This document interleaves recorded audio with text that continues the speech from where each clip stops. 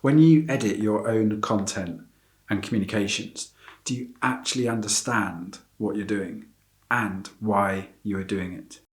To learn how to better write, communicate, edit and design content, like this video, subscribe to the channel and hit the notification bell.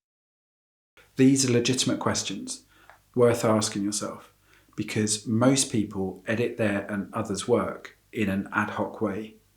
They review the content and try to edit everything in one pass. They usually don't even think about what they're trying to fix and why.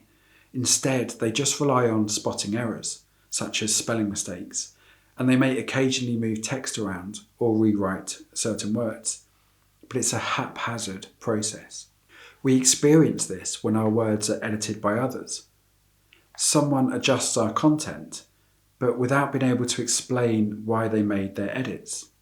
They say, "This could have been written better," or "I reordered some sections."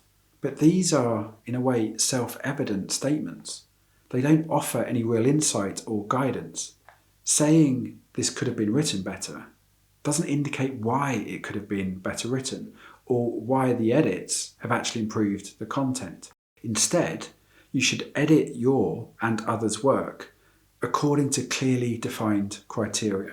By separating these out, you can remember how to edit and be clear with yourself and others why you are making changes. You will better understand why your edits will improve your content and help ensure that you don't miss opportunities to tell your story with greater impact.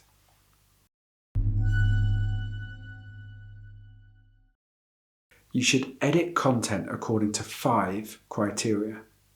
You should edit to improve impact, accuracy, comprehension, brevity, and style. Ideally, if you've the time, you should pass over the content multiple times, each time editing to improve a single criteria. You may find your edits improve more than one criteria at the same time. For example, you may delete a word to improve comprehension, and this will also make the content more brief and impactful. That will happen often, but always try to keep these editing criteria front of your mind, as they will provide a clear, repeatable framework that you can use to improve both your and other people's written content.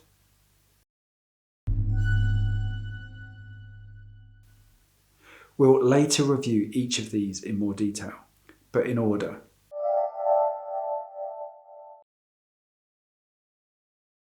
You begin by editing for impact, because that involves taking the widest view of the content and making the biggest structural adjustments to it. Also, if your content doesn't impact readers, there's little point in publishing it.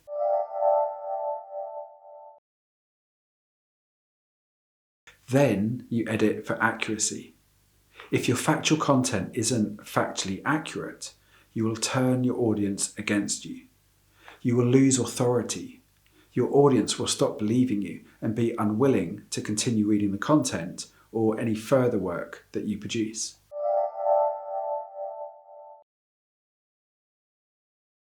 Next, you edit for comprehension, because you want your engaging, accurate content to make as much sense as possible. You edit to remove any barriers to understanding.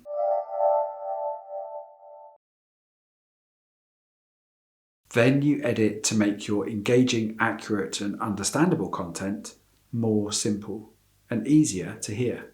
At this stage, you're simply trying to reduce the content down without changing its impact or meaning. It will surprise you how much of your content is redundant, and it can be chopped out, improving the overall message.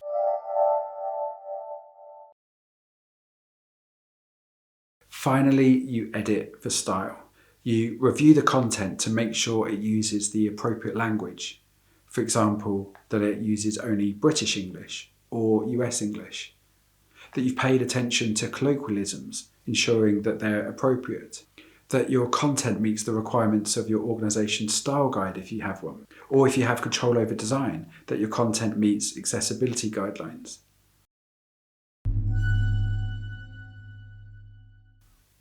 Editing in this order means that you'll address the most significant issues first. It's far better to edit in separate passes and in sequence than to try to do it all at once. Even the best, most experienced editors can miss mistakes, and you're more likely to do that if you don't edit to a process. Your resulting content will then likely lack impact or be a bit difficult to understand in parts and be populated with the occasional factual, typographical or stylistic error. We've also talked before about how we can become word blind to content. That happens while editing as well as writing. If you try to concentrate on editing out all the mistakes at once, you'll be asking your brain to do and achieve too much. So it may start to skip over words or phrases, becoming blind to the very mistakes you're hoping to correct.